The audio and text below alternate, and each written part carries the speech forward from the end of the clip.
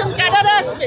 আপনি ধরেন entry post 2000 পদ যদি এই মুহূর্তে চলে যায়, আমাদের দেশে এমনিতেই চাকরির সংকট অনেক বেশি, বেকারের সংখ্যা অনেক বেশি, সেইখানে 2000 শিক্ষা ক্যাডারের পদ যদি চলে যায় তাহলে কিন্তু আমরা আরো বড় রকমের সংকটে পড়ব। যেখানে 7টা কলেজে 1.5 লক্ষ স্টুডেন্টের উপরে পড়াশোনা করছে, সেখানে এবার মাত্র 11,800 স্টুডেন্ট ভর্তি হয়েছে। আমরা চাই লেখাপড়ার সম্প্রসারণ, আমরা কিন্তু উচ্চশিক্ষার সংকোচন চাই না।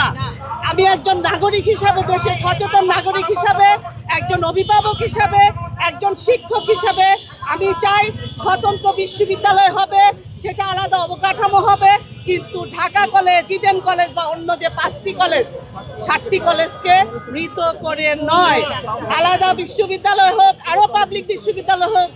আপনারা চিন্তা করে দেখেন, জগন্নাথ বিশ্ববিদ্যালয় 2005 সালে হয়েছিল, আজ পর্যন্ত জগন্নাথ বিশ্ববিদ্যালয়ের কোনো অবকাঠামোগত উন্নয়ন হয়নি, তাদের নিজস্ব কোনো ক্যাম্পাস নেই। ইতিমধ্যে কি হলো, 450 পদ এডুকেশন শিক্ষা থেকে চলে গেল, বিসিএস সাধারণ শিক্ষা থেকে। এতে কিন্তু আমাদের সংকোচন হয়ে গিয়েছে। শিক্ষার্থীরা যেখানে 11 টাকা বেতন দিয়ে পড়াশোনা করতো, সেখানে এখন তারা প্রায় 1,500 টাকা বেতন দিয়ে পড়াশোনা করছে। সাধারণ পরিবারের যেসব ছাত্রগুলো নাইট কলেজে চাকরি করে পড়াশোনা করত, সেই সব শিক্ষার্থীদের এই সুযোগ থেকে বঞ্চিত করা হয়েছে। এতে কিন্তু শিক্ষার মান অনেক কমে গিয়েছে।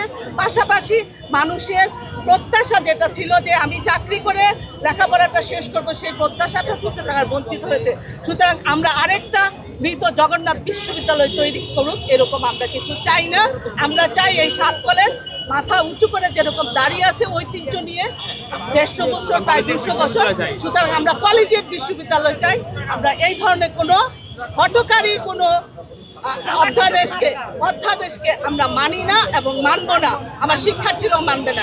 সবাইকে ধন্যবাদ।